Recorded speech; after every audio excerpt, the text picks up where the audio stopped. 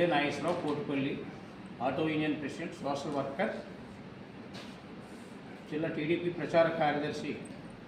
నేను ఆటో డ్రైవర్గా 15 సంవత్సరాల నుంచి నడుపుతున్నాను. నాకు ఇప్పుడు వచ్చి ఏ అనారోగ్యం కనిపించలేదు. మొన్న ఒకసారిగా ఇలా నాకు నడుము చాలా ఇబ్బంది పెట్టిందండి. వెంటనే నాకు ఒక ఆంధ్రప్రభ విలేకరి రైడ్ అని ఉన్నాడు, ఆరోగ్యశ్రీ ఏరియా ఆసుపత్రిలో వెళ్ళానండి.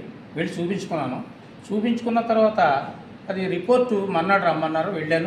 వెళ్ళిన తర్వాత నాకు రిపోర్ట్ ఇచ్చి ప్రైవేట్ హాస్పిటల్కి వెళ్ళండి, ప్రైవేట్ హాస్పిటల్లో మీకు అక్కడ రేపు శనివారం నాడు పెద్ద డాక్టర్ గారు వస్తున్నారు, ఆ ప్రాణాకి వెళ్ళండి అంటే, అప్పుడు నేను మళ్ళీ నా మిత్రుడిని అడిగితే అబ్బాయి ఏం అక్కర్లేదు, రాజరత్న అని మంచి హాస్పిటల్ అని చెప్తే నా మిత్రుడు సలహా మేరకు వచ్చానండి. నువ్వు ప్రైవేట్ హాస్పిటల్కి ఎక్కడికి వెళ్ళదు, పర్స్ ఖాళీ అయిపోద్దని చెప్పాడండి.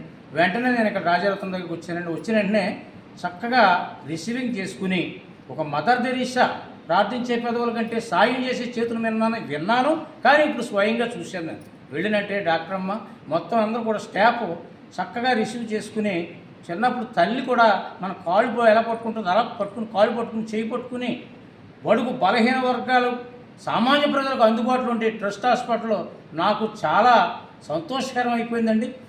3వ రోజు మంచి రిజల్ట్ వచ్చింది నాకు. చక్కగా అందరూ కూడా ఒకే పద్ధతిన మదర్ తెరీసాలాగా ఇక్కడ ఒక ట్రస్ట్ పనిచేస్తుందండి. మా రాష్ట్ర మంత్రివర్యులు సుభాష్ గారు కూడా వారి నాన్నగారు చెప్పారు, వెళ్ళి అక్కడే ఉండు, నీకు డబ్బులు రూపాయి అవ్వదు అని చెప్పారండి. ఆ పద్ధతి ప్రకారం ఇది 3వ రోజు నేను చేయించుకుంటున్నాను. చాలా చక్కగా ఉంది నాకు ట్రీట్మెంటు. మరి 15 రోజులు చేయించుకోమన్నారు. ఈవేళ డాక్టర్ అమ్మ గారు నాకు ప్రత్యేకంగా ఒక ఆసనాలు కూడా నేర్పారు. పొద్దుట లేవగానే ఒక అరగంట సేపు ఇలా ఆసనాలు వేస్తే మీకు ఇది ట్రీట్మెంట్ తాత్కాలికమైన దీర్ఘకాలంగా పనిచేస్తుందని చెప్పారండి. వారి కుటుంబాలు ఈ ట్రస్ట్ హాస్పిటల్ 10 కాలాలు చల్లగా ఉండాలని నేను మనస్ఫూర్తిగా దీవిస్తున్నాను. ఇది నిజం.